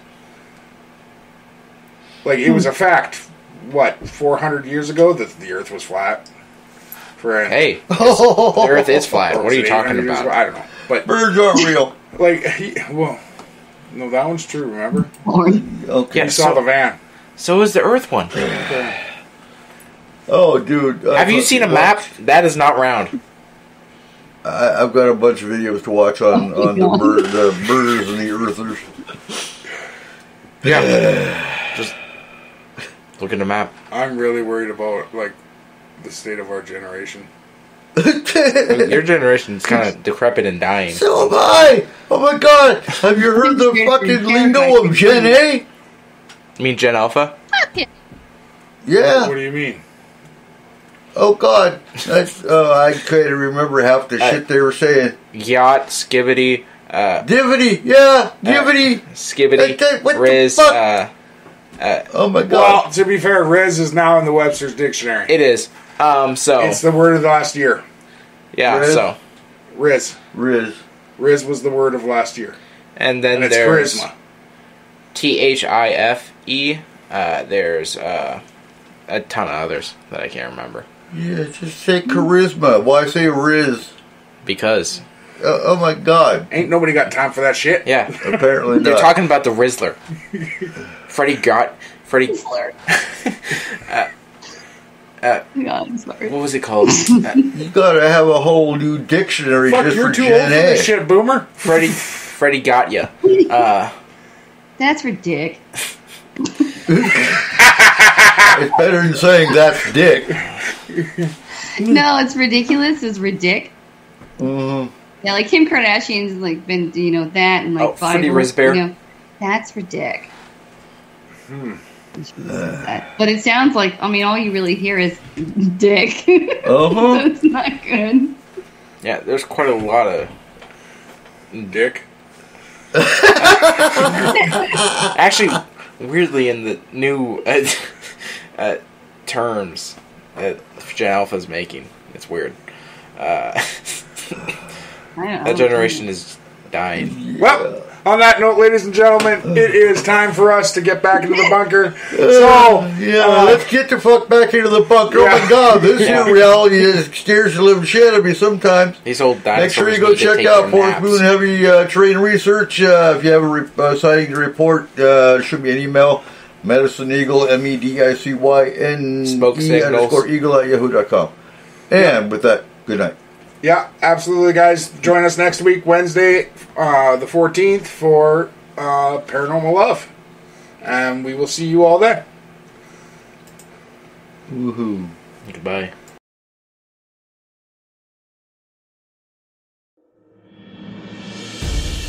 Data transfer complete. System malfunction. Please evacuate immediately. Program terminated.